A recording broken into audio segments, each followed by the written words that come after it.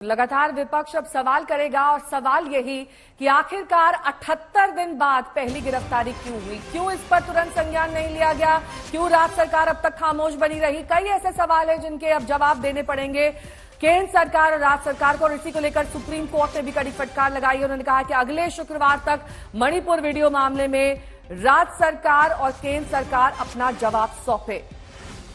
संजय हमारे साथ हमारे सहयोगी इस वक्त जुड़ चुके हैं। संजय, केंद्र सरकार राज्य सरकार से इस पूरे बाबत, इस पूरे घटना पर रिपोर्ट भी मांगी गई है। ये रिपोर्ट शुक्रवार तक देनी होगी जब सुनवाई शुरू होगी। जी हां, और कोर्ट ने सिर्फ रिपोर्ट ही नहीं मांगी है, जबकि कोर्ट ने ये कहा है कि दोनों सरकारें कड़ी कार्रवाई करें, वरना सुप्रीम कोर्ट कार्रवाई करने में सक्षम है। एक तरह की चेतावनी भी दी है कि इस तरह से काम नहीं चलेगा। लोकतंत्र में सुप्रीम कोर्ट न्यायपालिका मूक दर्शक बन के नहीं बैठी रहेगी। अगर लोकतंत्र की धज्जियां उड़ाई जाएंगी तो कहने का मतलब यही है। कोर्ट ने साफ साफ कहा है कि या तो सरकारें एक्शन लें और एक्शन लेकर हमें एक्शन टेकन रिपोर्ट दें कि क्या क्या एक्शन लिया है और किस परिस्थितियों में ऐसा हुआ जिस पर प्रशासन कुछ नहीं कर पाया। चीजें अपने हिसाब से लोग मनमाने ढंग से लोकतंत्र में करते रहे, सरकारों ने कुछ नहीं किया, और अगर किया तो क्या किया, वो सारी चीजें बतानी पड़ेंगी शुक्रवार तक। और शुक्रवार को कोर्ट स्वतः संज्ञान लेने के इस मामले में अगली सुनवाई करेगा। कोर्ट ने कहा है कि इस तरह के वीडियो ने महिलाओं के साथ इस तरह के सेक्सुअल असॉल्ट किसी भी सूरत में बर्दाश्त नहीं किए जा सकते हैं, और एक लोकतांत्रिक देश में तो कतई नहीं। और कोर्ट ने साफ किया है कि अगली सुनवाई अगले शुक्रवार को होगी, 27 तारीख को, और इसमें सरकारों को जवाब दाखिल करना पड़ेगा। कोर्ट ने यह भी कहा कि ये वीडियो झकझोर देने वाला है और इससे हम बहुत निराश हैं, बहुत क्षुब्ध हैं।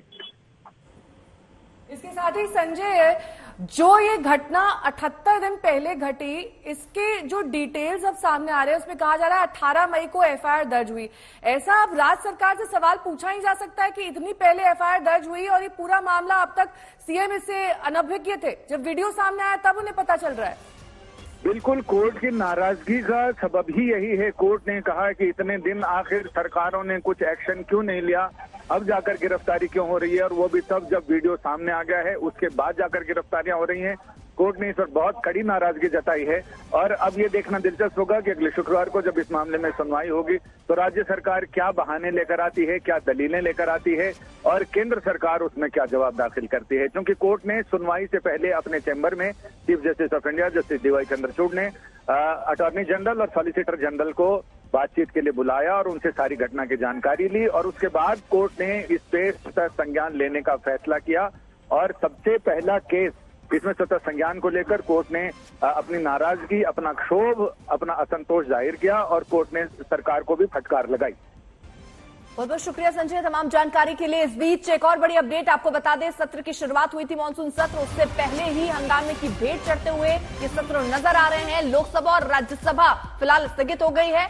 दोपहर 2 बजे तक के लिए लोकसभा की कार्यवाही को स्थगित करना पड़ा है और राज्यसभा की कार्यवाही दोपहर 12 बजे तक के लिए स्थगित कर दी गई है। यानी जहां पर चर्चा की मांग विपक्ष की तरफ से हो रही थी, भारी हंगामे के बाद यह निर्णय लिया गया, दोपहर 2 बजे तक लोकसभा की कार्यवाही स्थगित और 12 बजे तक राज्यसभा की कार्यवाही स्थगित।